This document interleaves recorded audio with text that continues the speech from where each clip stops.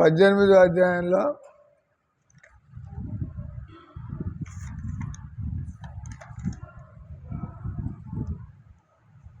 డెబ్బై శ్లోకం. భగవద్గీతలో 18 అధ్యాయాలు ఉన్నాయి. You will have good knowledge today. ఒక అరగంటలో మీకు జీవితం గురించి, భగవద్గీత గురించి చక్కటి అవగాహన కలుగుతుంది. భగవద్గీతలో 18 అధ్యాయాలు ఉన్నాయి. మొత్తం 700 శ్లోకాలు ఉన్నాయి. Able to hear? Because you are putting your face that way, I am not able to hear. So, 700 శ్లోకాలు ఉన్నాయి. 18వ అధ్యాయంలో మాత్రమే 78 శ్లోకాలు ఉన్నాయి. మనం ఈరోజు 18వ అధ్యాయం నుంచి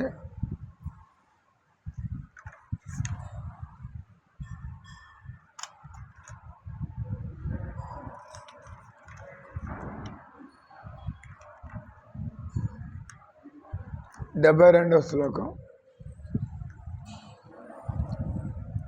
ఇక్కడ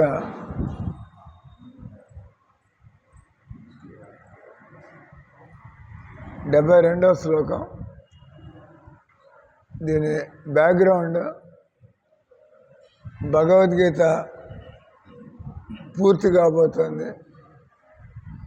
ఆఖరి శ్లోకాలు 78కి అయిపోతుందంటే 72 దగ్గరకు వచ్చేస్తుంది. సో భగవంతుడు ఈ శ్లోకంలో అర్జునుడు సరిగ్గా విన్నాడా? ఆయన గొప్ప టీచర్ కాబట్టి భగవంతుడు లాంటి టీచరు ఇంకోళ్ళు ఉండే అవకాశం లేదు. కాబట్టి భగవద్గీతను మనం స్టడీ చేస్తే ఒక టీచరు ఆయన ఏ విధంగా పూర్తిగా శిష్యుడికి బతికేటువంటి జ్ఞానం. మీరు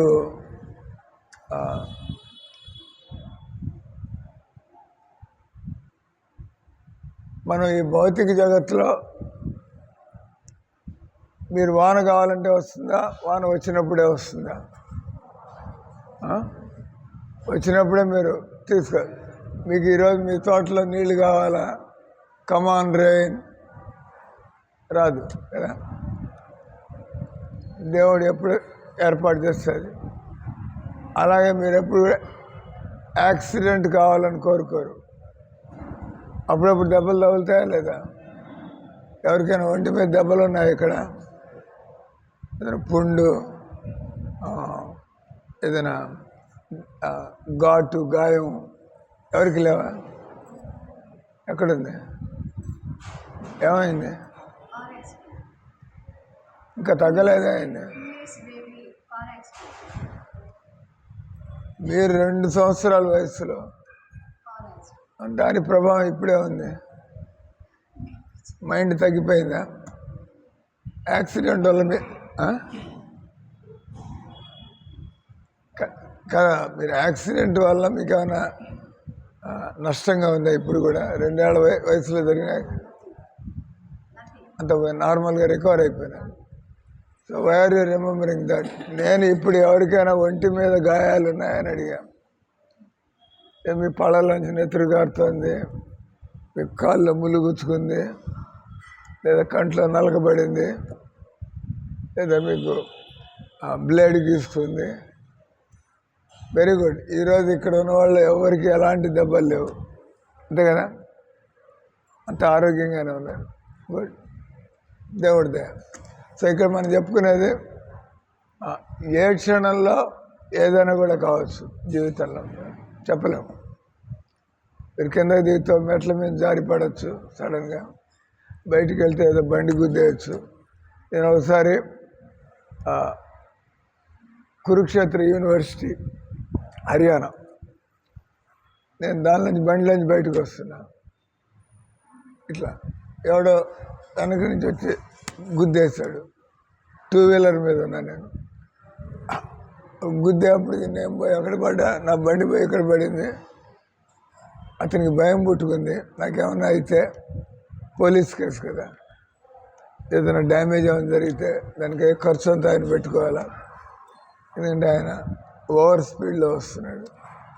వాళ్ళు చూసుకుని వెళ్ళాలా, ముఖ్యంగా స్కూళ్ళు కాలేజీలు ఉండే చోట స్పీడ్ లిమిట్లో పోవాలా. గుద్దేశాడు, ఆయన పారిపోయినాడు. దేవుడు నాకేం ఏం కాలేదు కాబట్టి చనిపోయింది. Nothing happened. కొద్దిగా దాన్ని ఏమంటారు, దాన్ని ఒత్తిడి వల్ల కొద్దిగా నొప్పిగా ఉంటుంది. కానీ స్క్రాచెస్ కానీ ఎబ్రేషన్స్ కానీ లేదా ఎముకలు ఎరగడం కానీ, మామూలుగా అయితే ఎముకలు ఎరగాల, కానీ దేవుడి దేవల్ల నేను పూర్వజంలో ఏదో చేసుకుని ఉంటా, దేవుడు కాపాడాడు పెళ్ళిగా. ఇంకోసారి బిట్స్ పేరు విన్నారా? Bits BITS. నువ్వు కదా students, general knowledge. IIT, NIT, BIT, VIT విన్నారా? VIT అంటే ఏంది? VIT అంటే వెల్లూర్ ఇన్స్టిట్యూట్ ఆఫ్ టెక్నాలజీ. చెన్నైలో పెద్ద, దానికి బాగా డిమాండ్. మీరు VITలో అడ్మిషన్ తెచ్చుకోవాలంటే బాగా ర్యాంక్ బాగుండాలి, అవునా కదా? ఇది తెలిసే ఉంటుంది. మీరు నారాయణలో చదువుతున్నారు,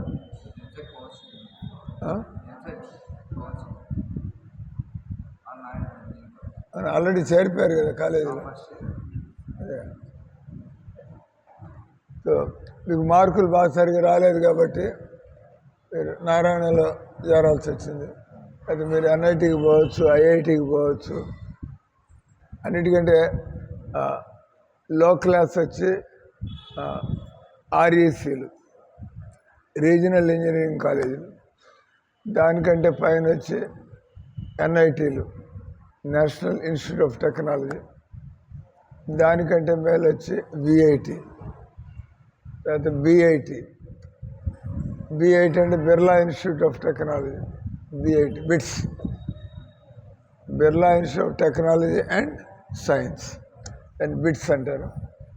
నేను దేశం అంతా తిరుగుతూ ఉంటాను కాబట్టి తెలుసుంటాయి. అది అంటే అన్ని చోట్ల అందరితో కలుస్తూ ఉంటాం. బిట్స్. ఈ అబ్బాయి కూడా బిట్సే. మందిరంలో ఫుల్ టైం చేరిపోయినాడు. ఇంజనీరింగ్ అయిపోయిన తర్వాత ఆయన స్పిరిచువల్ టెక్నాలజీ ఇప్పుడు అయిపోయింది. Material technology completed. Material technology అది ఆయనకి జీవితంలో అన్ని ప్రశ్నలకి జవాబులు ఇవ్వలేదు. మీ దగ్గర జవాబు లేదు. మీరు ఎందుకు జన్మించారు, ఎందుకు మీరు జీవితంలో పోరాడుతున్నారు, చావును తప్పించుకోగలరా, ఆనందం అనేది ఈ సంసారంలో దొరికే అవకాశం ఉందా, ఆనందం అనేది కావాలా, కానీ ఇక్కడ దొరకదు. అది కానీ భగవద్గీత దగ్గరికి రావాలా. భగవద్గీత దగ్గరికి వచ్చి మీరు శరీరం అయితే ఈ శరీరానికి ఆనందం కావాలా, మీరు శరీరం కాకపోతే శరీరానికి అవసరాలు ఉంటాయి.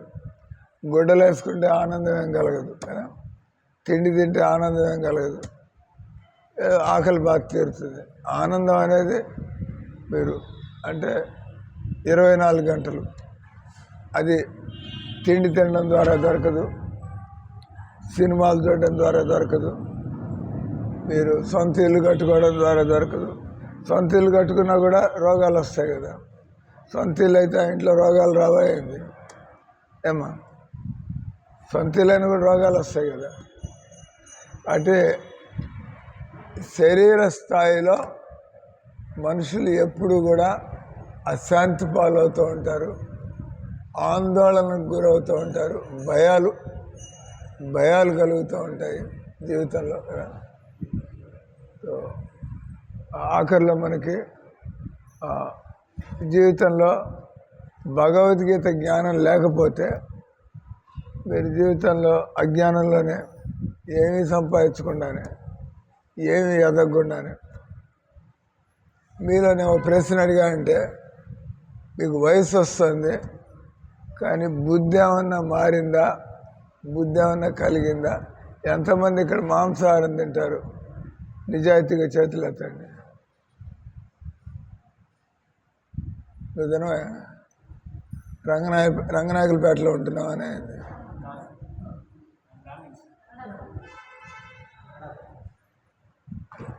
అలాంటి ఈ ఒక్క అబ్బాయిని తప్పించి ఆయనకి బ్రాహ్మణుడు అంటే ఏందో తెలియదు. బ్రాహ్మణం కాబట్టి మాంసం తినమంటున్నాడు.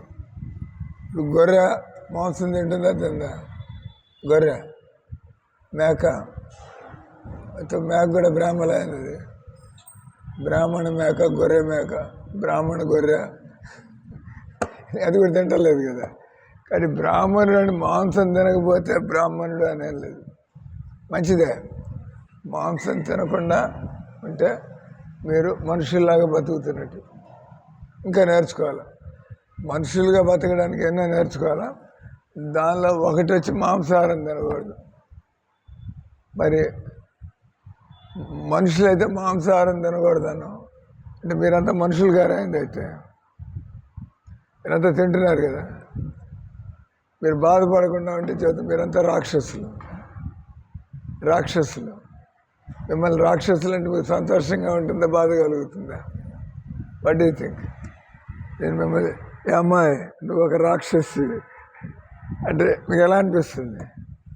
You feel bad or you will feel comfortable? Bad. ఎందుకంటే రాక్షసులు వాళ్ళు స్వార్థంగా బతుకుతూ ఉంటారు. వాళ్ళకి దయ లేదు, జాలి లేదు. వాళ్ళకి కావాల్సినట్టుగా ఏం కావాలంటే వాళ్ళు బస్ నేను సుఖపడాలా, ఎవడికి ఏమైతే నాకేమి. అంటే అప్పుడు రాక్షసుల్ని ఆ మనుషులు వదిలిపెడతారా ఏంది, దేవుడు వదిలిపెడతాడా ఏంది? మీరు అందరినీ మీరు ఎక్స్ప్లాయిట్ చేస్తుంటే ఊరుకుంటారేంది? జనాలు పట్టుకుని మిమ్మల్ని దండిస్తారు, పనిష్మెంట్ ఇస్తారు. ఎందుకు నువ్వు నీ స్వార్థం కోసం ఇతరుల హక్కుల్ని నువ్వు భంగపరుస్తున్నావు. కాబట్టి ఇక్కడ నేను మనిషిలాగా బతుకుతున్నాను అని చెప్పుకోవాలంటే మీరు కొన్ని నియమాలు పాటించాల్సి ఉంటుంది. మనకి ఈ రోజులు ఎవరు చెప్పటం లేదు, మనకు తెలియదు. కానీ మనం రాక్షసులాగా బతుకుతున్నాం. రాక్షసులు అయితే ముందు వెనక కొట్లాట్లు, గొడవలు, పోలీస్ కేసులు, కోర్టు కేసులు, తర్వాత జైళ్ళు పాలవడం, రకరకాలుగా. భగవద్గీత నేను మనిషిని అని ఎవరైనా చెప్పుకోవాలంటే ఇక్కడ చదువుతాం మనం ఈరోజు శ్లోకంలో. మనిషిని అని చెప్పుకోవాలంటే మనకి ఇప్పుడు మీరు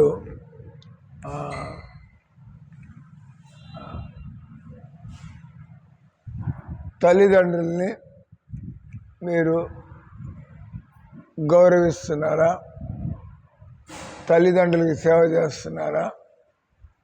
లేదా మీరు తల్లిదండ్రుల్ని మీ కోరికల కోసం వాళ్ళని ఇబ్బంది పెడుతున్నారా? నాకు అది కావాలా, ఇది కావాలా? నువ్వు సంపాదించుకున్నప్పుడు ఏం కావాలంటే అది చేసుకో. నాకు మోటార్ బైక్ తీసియాలా, నాకు కంప్యూటర్ కొని ఇవ్వాలా? వాళ్ళ దగ్గర కొనే స్తోమత లేకపోతే సహకరించాలి. పాపం ఎక్కడి నుంచి తీసుకొస్తాడు? అంటే కారులో తిరగాలని అందరికీ ఉంటుంది. ఇక్కడ ఎంతమంది కార్లు ఉన్నాయి? చేతులు ఎత్తండి. ఎంతమంది కారు ఉంది? వీళ్ళల్లో ఫోర్ వీలర్ ఉందా మీకు? ఎవరికి? అంటే మీరంతా కూడా మధ్యతరగతి కుటుంబం. మిడిల్ క్లాస్ ఫ్యామిలీలు. మిడిల్ క్లాస్ ఫ్యామిలీలో కూడా upper middle class, lower middle class. అంటే మిడిల్ క్లాస్లో కూడా కొద్దిగా డబ్బులు ఎక్కువ ఉండే వాళ్ళు అప్పర్ మిడిల్ క్లాస్ అంటారు. కొద్దిగా డబ్బులు తక్కువ ఉంటే పేదవాళ్ళు అంతకంటే. అంటే ఎవరికైతే స్కూల్లో ఫీజు కట్టడానికి కూడా ఇబ్బందిగా ఉంది, కనీసం పాలు పళ్ళు అవి తీసుకోవడానికి కూడా, అంటే మీరు ఏదో ఉన్న డబ్బుల్లో ఆకలి బాధను తీర్చుకోవడానికి అన్నము కూర పప్పు. మీలో ఎంతమంది పేదరికం అంటే కావాల్సిన విధంగా పళ్ళు పాలు కూడా కొనుక్కోలేని పరిస్థితి ఎవరికి ఉంది? ఇక్కడ మీ అమ్మా నాన్న మీకు పళ్ళు పాలు ఇస్తున్నారా? ఆలోచించాలా దీనికి మన డబ్బులు కదా. ఎనివే పాయింట్ వచ్చి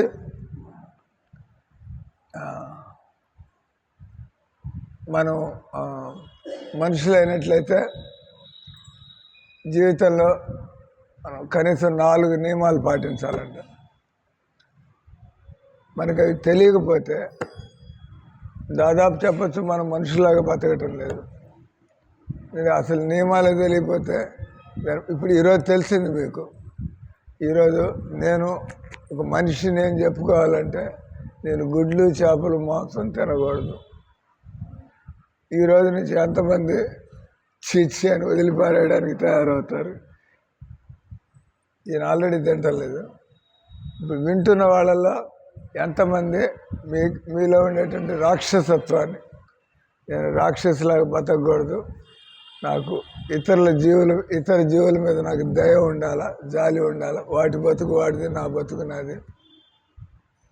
మీ మీద ఎవరిని దాడి చేస్తే మీకు ఎలా ఉంటుంది? మీ ప్రాణాన్ని ఎవరిని తీయడానికి వస్తే మీకు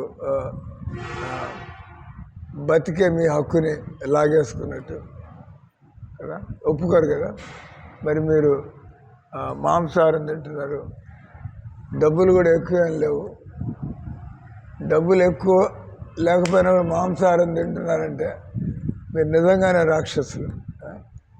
ఎందుకంటే నేను మాత్రం ఆ చెడు పని మాత్రం చేయాల్సిందే. డబ్బులు లేకపోయినా వారంలో 1 సార్లు 2 సార్లు తినాల్సిందే. ఒకటే తెలియక తింటూ ఉండొచ్చు, తెలియక. అందరు తెలిసి తింటున్నా మాంసం తినడం తప్పని తెలిసి కూడా తింటున్నారా? మాంసం తినడం తప్పని తెలియదా? ఇప్పుడు తెలిసింది కాబట్టి వాట్ మానేయాలి. తెలియక తిన్నాను సార్, మీరు తెలియక తిన్నారు, తెలిసినప్పటి నుంచి తినకపోతే ఇప్పుడు దాకా మీరు తిన్న మాంసాహారాన్ని భగవంతుడు క్షమించేస్తాడు. వీళ్ళు తెలియక తిన్నారు, ఈరోజు తెలుసుకున్నారు భగవద్గీత నుంచి, కాబట్టి ఈరోజు నుంచి నేను మాంసాహారం తినకూడదు అంటే ఇప్పుడు దాకా మీకు 19 ఏళ్ళలో 18 ఏళ్ళలో మీకు వయస్సు, ఇప్పుడు దాకా మీరు చేసినటువంటి తెలుసో తెలియక భగవంతుడు ఎప్పుడైతే మీరు ఆ జగన్నాథుడి ముందు, కృష్ణుడి ముందు మీరు నేను తెలుసో తెలియక తిన్నాను, ఇప్పుడు నాకు అర్థమైంది, నేను మనిషిని చెప్పుకోవడానికి లేదు మాంసాహారం తింటే, కాబట్టి నేను ఈ రోజు నుంచి తినదలుచుకోను, నేను ఈ రోజు నుంచి తినను, కనీసం తినకుండా ఉండడానికి ప్రయత్నం చేస్తాను. ఆల్రెడీ ఒకటి వచ్చి మనుషులని చెప్పుకోవాలంటే 4 నియమాలు పాటించాలి. ఒకటి, మనుషులు శాకాహారం తినాల. భగవంతుడు మనకి ఎన్ని రకాల పప్పులు, కాయగూరలు, ఆకుకూరలు, ధాన్యాలు, పాలు, వీటితో ఎన్ని పిండి వంటలు. మీరు ఇంకో 10 రోజుల తర్వాత ఇక్కడికి వస్తే ఆ కింద ఒక షాప్ ఉంది కదా పెద్దది, ప్రస్తుతం ఖాళీగా ఉంది. ఇంకో 10 రోజుల తర్వాత మీరు వచ్చారంటే ఇక్కడ మీకు నానా రకాల బిస్కెట్లు, కేకులు, కారాలు, స్వీట్లు, రకరకాలుగా దాదాపు మీకు 100 రకాలు మీకు.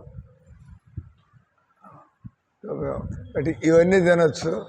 మనుషులు ఎందుకు బుద్ధి లేకుండా, ఆరోగ్యానికి కూడా మంచిది కాదు అది, మానసిక ఆరోగ్యానికి మంచిది కాదు మాంసాహారం. అంటే మీలో క్రూరత్వం వస్తుంది. ఆల్రెడీ మీలో దయాగుణం లేదు, మాంసం తింటే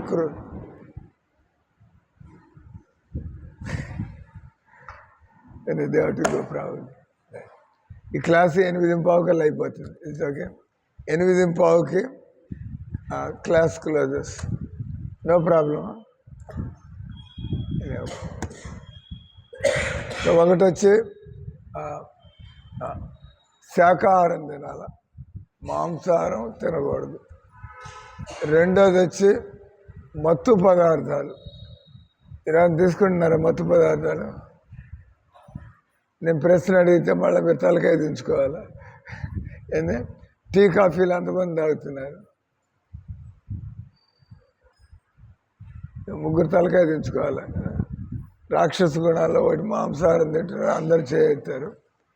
ఇంకో చెడు అలవాటు టీ కాఫీలు, సారాయి, సిగరెట్లు, డ్రగ్స్. ఇవన్నీ కూడా మత్తు పదార్థాలు. మరి తెలియదు, అది కూడా తెలియదు. టీ కాఫీలు, పాలు తాగొచ్చు. మేము పాలు తాగొద్దని మీకు చెప్పలా, మజ్జిగ తాగొద్దని చెప్పలా, పళ్ళ రసాలు తాగొద్దని చెప్పలా, మీరు హార్లిక్స్, బోర్నవిటా అది తీసుకోవద్దని చెప్పలా. హార్లిక్స్ పేరు విన్నారా? హార్లిక్స్, బోర్నవిటా అది తీసుకోవచ్చు, దాని తప్పేం లేదు. కానీ టీ కాఫీ అవి మత్తు పదార్థాలు. అంటే మీకు మత్తు అలవాటు అవుతుంది. అది లేకపోతే మీరు సరిగ్గా పనిచేయని పరిస్థితి వస్తుంది. రెండోది అంటే మత్తు పదార్థాలు సేవించడం అది రాక్షసులు, సారాయి తాగడం, సిగరెట్లు తాగడం, చెడు వ్యక్తులు, టీ కాఫీలు తాగడం. రెండు. మూడోది మనం ఈ నవలలు చదవడం, సినిమాలు చూడడం, లేదా వయసు రాకపోయినా కూడా ఇప్పుడు మీరందరికీ మనకి స్త్రీ పురుషుల ఆలోచనలు వస్తూ ఉండడం. వాళ్ళ జీవితంలో ఎప్పుడు పెళ్లి చేసుకుంటారు, ఒకళ్ళిద్దరు పిల్లకాయలు ఉంటారు, మీ తల్లిదండ్రులు చూస్తున్నారు, అయిపోయింది. వాళ్ళు పెళ్లి చేసుకున్నారు, మిమ్మల్ని కన్నారు, ఒకళ్ళిద్దరిని కన్నారు. ఆ తర్వాత పనులు, మిమ్మల్ని చూసుకోవడం, ఉద్యోగం చూసుకోవడం, అనే కదా, మిమ్మల్ని చూసుకోవడం, ఉద్యోగం చూసుకోవడం, ఇంటి పనులు చూసుకోవడం, ఈ సమాజ బాధ్యతలు అన్నీ చూసుకోవడం. అంటే సెక్స్ లైఫ్కి మానవ సమాజంలో ఎక్కువ దానికి పాత్ర లేదు. ఎవరు కూడా దాని గురించి ఎక్కువ మాట్లాడరు. ఎందుకంటే అంత చెప్పుకోదగ్గ విషయం ఏం కాదు. వాళ్ళు అడిగేది నువ్వు ఎంబీబీఎస్ చదువుకున్నావా లేదా, నువ్వు ఈ విషయాలని మాట్లాడచ్చు. సెక్స్ విషయాలు ఎందుకంటే మానవ జీవితంలో దానికి ఎక్కువ విలువ లేదు. అంతే కదా. ఒక ఆయన ఆవిడ గోల్డ్ మెడల్ తెచ్చుకున్నారు, అందరు కూడా చప్పట్లు కొడతారు. నేను రోజు రెడ్ లైట్ ఏరియాకి వెళ్ళి, రెడ్ లైట్ ఏరియా అంటే విన్నారా ఎప్పుడైనా? రెడ్ లైట్ ఏరియా వినలా ఇప్పుడు? రెడ్ లైట్ ఏరియా అంటే వ్యభిచారం జరిగే చోటు. పెద్ద పెద్ద సిటీల్లో, నెల్లూరులో కూడా ఉంటుంది, కొన్ని ఏరియాల్లో కొంతమంది శరీరాన్ని అమ్ముకొని డబ్బులు సంపాదిస్తూ ఉంటారు. వాళ్ళకి డబ్బులు కావాలా, కానీ వాళ్ళకి సంపాదించుకునే శక్తి లేదు. ఈ శరీరాన్ని అమ్ముకుని వయసులో ఉండే ఆడవాళ్ళు, ఒక 1000 రూపాయలు ఇస్తా, ఈరోజు రాత్రి నువ్వు నాతో గడుపు. మీరు 1000 రూపాయలు సంపాదించాలంటే కష్టపడి పని చేయాలా? ఒక రాత్రి ఎవరితో గడిపితే వాడు మీకు 5000 ఇస్తే పోతారైంది. ఎవరన్నా అంటారు, మీకు 5000 ఇస్తా, రాత్రి మీరు నాతో గడపాలా? ఎంతమంది పోతారు? ఇక్కడ చేతులు ఎత్తండి. ఎవరన్నా మీ దగ్గరికి వచ్చి బాగా డబ్బు ఉన్నాయన, మీకు నేను ఒక 10,000 20,000 ఇస్తా, కానీ రాత్రి మీరు నాతో గడపాలి, పోతారు ఎవరన్నా? Yes sir no? గట్టిగా చెప్పండి. బాగానే ఉంది ప్రపోజల్. అంటే మీరు అంత చెడిపోలేదు. మీరు 4 పాయింట్లు 2 పాయింట్లు చెడిపోయారు మీరు. ఒకటి వచ్చి మత్తు పదార్థాలు సేవిస్తున్నారు, మాంసాహారం తింటున్నారు. మీరు ఇంకా భారతదేశంలో ఉంటున్నారు కాబట్టి అంత చెడిపోలేదు. అంత నీచ పనులకి చదువు పూర్తి కాకుండా పెళ్లి చేసుకోకుండా మనం ఇటువంటి పనులకు పోవడం తప్పని తెలుసు కదా. తప్పు. పెళ్లి చేసుకోవాలా, అందరి ముందు పెళ్లి చేసుకోవాలా. పెళ్లి చేసుకున్నట్టు మీ కాలక్షేపం. అది కూడా సమాజ బాధ్యతలు, వృత్తి బాధ్యతలు, కుటుంబ బాధ్యతలు ఎన్ని నెత్తిన పడతాయి. అవన్నీ చూసుకుంటూ ఏదో మీ చీకటి కోణం 1-2 పిల్లలు పుట్టించి ఆ తర్వాత జీవితం బరువులు మోసుకుంటూ పోతూ ఉండాలి. అవునా కదా? That's life. ఎందుకంటే మనకు భగవద్గీత తెలియదు కాబట్టి. కాబట్టి మూడోది మానవ జీవితంలో మనకి అనవసరంగా సెక్స్ ఆలోచనలు ఎక్కువగా వస్తున్నాయంటే మనం రాక్షసులు. మీరు చూసే ఉంటాడు, రావణుడు సీతమ్మ వారిని ఎత్తుకుపోవడానికి చూశాడు. అవునా కదా? రావణుడు. అందుకని రావణుడిని రాక్షసుడు అంటారా, దేవత అంటారా? రాక్షసుడు. కాబట్టి ఎవరికైతే ఆడ రాక్షసులు కూడా ఉంటారా లేదా? ఉంటారు కదా ఆడ రాక్షసులు. ఓ పేరు చెప్పగలరా? శూర్పణఖ. కరెక్ట్. ఇంకా తాటకి పేరు విన్నారా? రామాయణ తాటకి. ఇంకా శూర్పణఖ, తాటకి, హిడింబాసురుడు.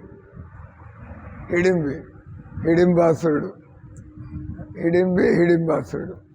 ఇద్దరు మొగుడు పెళ్ళాలి, ఇద్దరు రాక్షసులే. అంటే వాళ్ళు మాంసం తినడం, సారాయి తాగడం, ఎవరి మీద దాడి చేయడం. అటు మీకు 4 పాయింట్లో మీకు 1 పాయింట్ వచ్చింది, పర్వాలేదు. 1 పాయింట్ నేను కొద్దిగా మనుషులాగా బతుకుతున్నాను సార్ అని చెప్పడానికి. 3. నాలుగోది మనం అబద్ధాలు చెప్పి, మోసాలు చేసి, అన్యాయం చేసి కష్టపడకుండా డబ్బులు ఎత్తేయాలి. పోయి ఆఫీసులో సంతకం పెట్టడం, వెళ్ళిపోవడం, మళ్ళా అంటే పని చేయట్లే. వాళ్ళు ఏం చేస్తారు పాపం, రిజిస్టర్ చూసుకుంటారు. ఈ అమ్మాయి 30 రోజులు సంతకం పెట్టింది జీతం, కానీ మీరు ప్రభుత్వాన్ని మోసం చేస్తున్నారు, మీ అధికారులు మోసం చేస్తున్నారు. అంటే ఇది కూడా రాక్షసులు. వాళ్ళు పని చేయకుండా డబ్బు ఎలా సంపాదించాలి. మీకు ఉద్యోగం వస్తే నిజాయితీ కష్టపడి పని చేయండి. అప్పుడు మీకు ఆత్మగౌరవం, నేను కష్టపడ్డాను, నాకుండే బాధ్యతలు నేను చక్కగా చేశాను, జీతం తీసుకుంటున్నా అంటే. కానీ మీరు పని దొంగలాగా ఉండి ఉదాహరణకి మేము మందిరంలో ఉంటున్నాం. మందిరంలో ఉన్న వాళ్ళకి ఈ స్వామి కొన్ని పద్ధతులు చెప్పాడు. తెల్లవారుజామున లేవాలా, 16 మాలలు జపం చేయాలా, మీరు దేవుడికి నైవేద్యం పెట్టకుండా ఏది తినకూడదు. మందిరంలో ఉండేవాళ్ళు. ఈ అమ్మాయి ఎప్పుడైనా హోటల్లో తింటుంది అనుకోండి, మీరు వెంటనే మాకు వచ్చి కంప్లైంట్ చేయొచ్చు. ఏం సార్ అమ్మాయి మందిరంలో ఉంటుంది, అక్కడ హోటల్లో ఇడ్లీలు తింటుంటే నేను చూస్తాను. మాకు తెలియదు. అమ్మాయి బయటికి పోతుంది ఉద్యోగానికి, లేదా పోతుంది. ఎప్పుడు మందిరంలో కూర్చొని ఉన్నాం కదా, ఈయన కూడా బయటికి పోతాడు, వాళ్ళు బయటికి పోతారు. మీరు బయటికి పోయేసి అక్కడ హోటల్లో మంచి ఇడ్లీ సాంబార్ తినేసి, మాకు తెలీదు. కానీ మందిరంలో ఉండే వాళ్ళకి నియమం ఈయన చెప్పాడు. ఎవరైనా కూడా ఇస్కాన్ మందిరాల్లో ఉంటే వాళ్ళు బయట హోటల్లో తినకూడదు, డాబాల్లో, హోటల్లో, రెస్టారెంట్లో. ఏం కావాలని మందిరంలో వండుకోవడం, చక్కగా తినండి. అక్కడ ఇడ్లీ తినాలనిపిస్తే మందిరంలో ఇడ్లీలో ఉండండి, తినండి. అర్థమవుతుంది కదా? అంటే 4 నియమాలు ఏంది? 1, మత్తు పదార్థాలు సేవించకూడదు. 2, మాంసాహారం తినకూడదు. 3, స్త్రీ పురుషుల మధ్య అక్రమ సంబంధాలు ఉండకూడదు. 4, మనం పని దొంగలుగా ఉండి మనం డబ్బు సంపాదించాలా. మీరు లాటరీ టికెట్లు ఏమన్నా కొంటారా? ఇక్కడ లాటరీ టికెట్ కొంటే 10 లక్షలు వచ్చేస్తుందేమో. ఒక ఆయన తన జీతంలో ఒక 500 లాటరీ టికెట్లు కొనడానికి పెట్టుకున్నాడు. ఆశ. ఒక దెబ్బకి ఎందుకంటే ఆయనకు వచ్చేది 15,000 ఎంతో వస్తుంది. ఆయన ఒక 500 రూపాయలు లాటరీ టికెట్లు కొనడానికి పెట్టుకున్నాడు. ఏమో 15,000లో 500 వేస్ట్ చేయడం. ఎందుకు ఆట చేస్తున్నా అంటే బస్ ఎప్పుడైనా ఛాన్స్ కొట్టిందంటే ఒక దెబ్బకి 10 లక్షలు వస్తుంది. ఒక దెబ్బకి 10 లక్షలు వస్తుంది నాకు. అటు ప్రతి నెల నేను 500 ఆయన ఖర్చు పెడుతున్నాడు. నేను అడిగా ఇప్పుడు దాకా ఏమన్నా లాటరీకి ఏమన్నా తగిలిందా? తగలలేదు. అంతే కదా, మీరు 10 లక్షల టికెట్లు అమ్మితే దానిలో మీకు వచ్చే అవకాశం ఎంత ఉంటుంది? 10 లక్షల మందిలో 3 లాటరీ తగులుతుందంటే మీరు కొంటారా ఏంది? 10 లక్షల్లో నా నంబరు అవకాశం తక్కువ కదా. మీరు ఇట్లాంటి పనుల్లో పడరు. అంటే మనుషులు నిజాయితీగా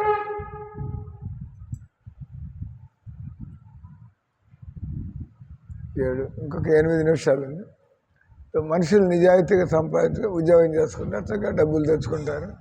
మీ బడ్జెట్ మనకుండే డబ్బులు. అంటే ఇక మీకు చెప్పే పాయింట్ ఈరోజు మనం మనుషులు అని చెప్పాలంటే ఈ 4 నియమాలు పాటించాలి. కానీ మీకు మాంసం తినడం అలవాటు అయిపోయింది. మాంసంలో మసాలా వేయకుండా, ఉప్పు వేయకుండా పచ్చి మాంసం పెడితే ఎంతమంది తింటారు? తినరు. కాబట్టి మాంసానికి రుచి కూడా దానిలో కొద్దిగా ఉప్పు వేయడం వల్ల, మసాలా వేయడం వల్ల దానిలో రుచి వస్తుంది. అంటే రుచి మాంసంలో లేదు, రుచి దానిలో మసాలాలు వేయడం వల్ల, ఉప్పు కారం వేయడం వల్ల ఓ రుచి వస్తుంది. పచ్చి మాంసం ఎవరు కూడా ఇష్టపడరు. కాబట్టి మనం మాంసాహారం రుచి కోసం తింటున్నాము, మాంసాహారం బలం కోసం తింటున్నాము, అట్లేం లే. మాంసాహారం తిన వాళ్ళందరికీ వాళ్ళంతా వెయిట్ లిఫ్టింగ్ ఛాంపియన్లు, వాళ్ళంతా బాక్సింగ్ ఛాంపియన్లు అవుతున్నారే. మీరంతా మాంసం తింటున్నారు. ఈ అమ్మాయితో కొట్లాడగలరు. ఒక తోపు తెలిసిందంటే మీరు 4 కింద పడతారు. ఎందుకంటే మనోబలం ఎక్కువ, మెంటల్. అంతేగా, ఎవరికైతే మైండ్ స్ట్రాంగ్గా ఉంటుందో వాళ్ళు మిగతా వాళ్ళని కంట్రోల్ చేయగలరు కదా. ఎవరిది మైండ్ స్ట్రాంగ్గా ఉంటే, మీ మైండ్ వీక్గా ఉంటే అందరూ మిమ్మల్ని ఎక్స్ప్లాయిట్ చేస్తారు. అంటే మాంసాహారం తింటే పిరికితనం పోతుంది అయింది, మాంసాహారం తిని మనోబలం వస్తుంది, అట్లేం లేదు. ఎవరికైతే పిరికితనం లేదో, ఎవరైతే మనోబలం ఉంటుందో అటువంటి వాళ్ళు బస్ నేను చావడం కానీ చేయడం కానీ డూ ఆర్ డై. ఇది మనోబలం గట్టిగా ఉంది.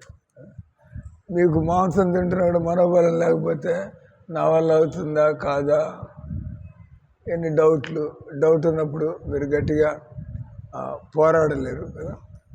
అంటే మనకు కావాల్సింది కండబలం కాదు, మనకు కావాల్సింది మాంసం కాదు, మనకు కావాల్సింది మనుషుల్లో మనస్సు. అంటే ఎవరైనా కూడా మాట నిలకడదనం ఉంటే జనాలు వాళ్ళని నమ్ముతారు. ఈయన మాట నిలబెట్టుకునే మనిషి, మాట అన్నాడంటే అది కావాలి మనకి. అంతేగాని ఈ బలంతో సంబంధం ఏం లేదు. కాబట్టి మీకు చెబుతున్నటువంటి విషయం,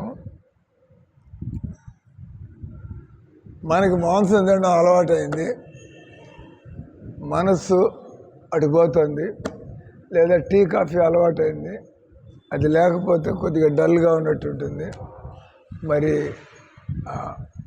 ఎలా మనోబలాన్ని పెంచుకొని మనం ఈ అవసరం లేనటువంటి తప్పుడు అలవాటుని ఎలా వదిలిపెట్టాలా కదా.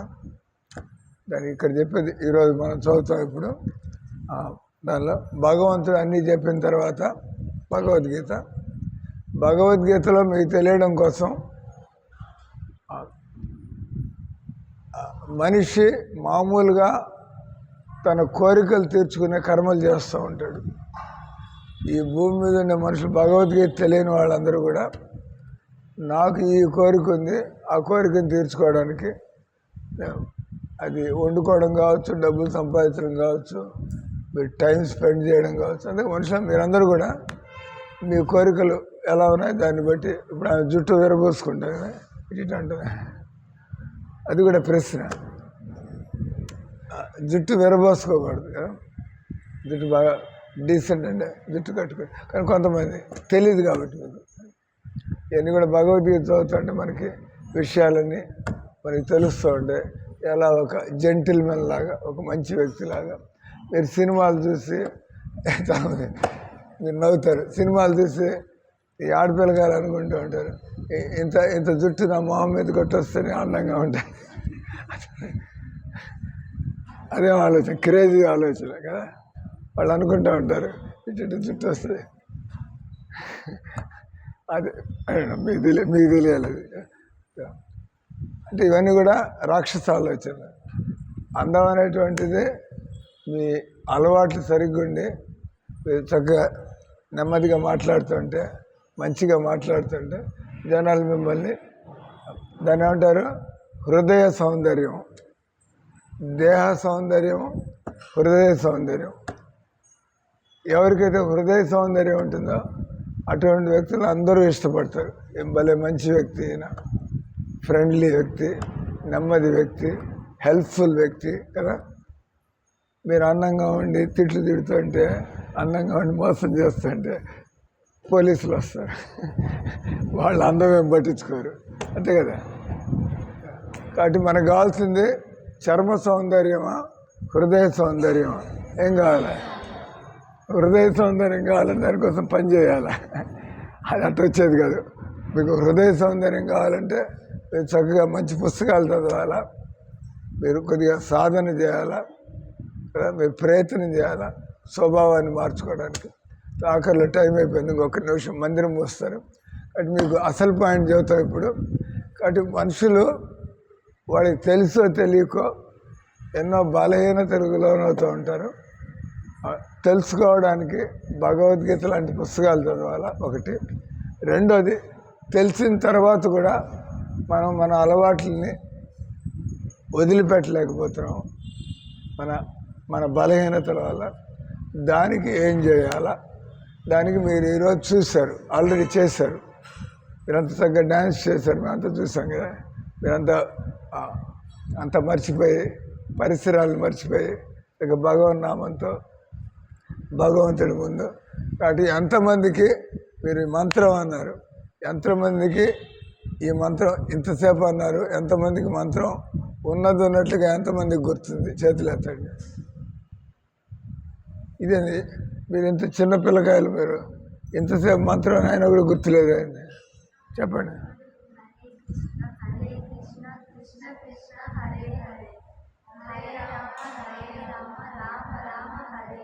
మరి చేయెత్తడానికి మీరు ఆయన సంకోచిస్తున్నారు, కాన్ఫిడెన్స్ లేదా అయింది.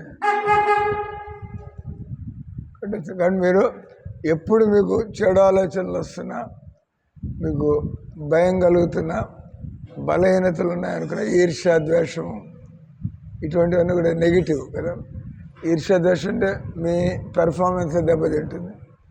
ఇటువంటివి లేకుండా ఆరోగ్యంగా ఉండాలంటే మీరు ఈ మంత్రం అంటే మనసు ఆరోగ్యంగా ఉంటుంది, మనసు ఎదుగుతుంది, బలహీనత నుంచి బయటపడుతుంది. బట్ ఇది పెద్ద సీక్రెట్. ఇది ఎవరైతే ఈ మంత్రాన్ని అంటూ ఉంటారో వాళ్ళు సులభంగా ఈ రాక్షస అలవాట్ల నుంచి, స్వార్థం నుంచి, తర్వాత వాళ్ళు ఎక్కడికి వెళ్ళినా కూడా అందరినీ మనం సుఖంగా ఉండాలా, అందరూ సుఖంగా ఉండాలా. మోడీ గారు లాగా. మోడీ గారు అంత లోకప్రియుడు ఎందుకు అయ్యాడు అంటే ఆయన ఒకటి భారతదేశం అండు. భారతదేశం ఎట్లాగో ఆయన ప్రధానమంత్రి డెవలప్ చేయాలా, కానీ మనము బాగుపడాలా, మనం వాళ్ళకి సహాయం చేయాలా, వాళ్ళ సహాయం మనకు కూడా కావాలి. ఈ రకంగా ఉంటే అందరూ కూడా కదా. కానీ మిగతా వాళ్ళంతా కూడా వాళ్ళ స్వార్థమే చూసుకుంటున్నారు. మోడీ గారు ఆయన యోగి అవ్వడం వల్ల అందుకని ఎక్కడికి పోయినా కూడా అందరూ కూడా ఇష్టపడతారు ఆయన. రాక్షసులు తప్పించి రాహుల్ గాంధీ వాళ్ళు ఇష్టపడరు మోడీ గారు అంటే. ఎందుకంటే వాళ్ళు దేశాన్ని నాశనం చేయాలని, అందరినీ ముస్లింలు చేయాలని, అంత రాక్షసులు. మాంసం తింటారు, సారాయి తాగుతారని పనులు చేస్తారు. అందరూ వచ్చారనండి. హరే కృష్ణ హరే కృష్ణ కృష్ణ కృష్ణ హరే హరే, హరే రామ రామ రామ హరే హరే.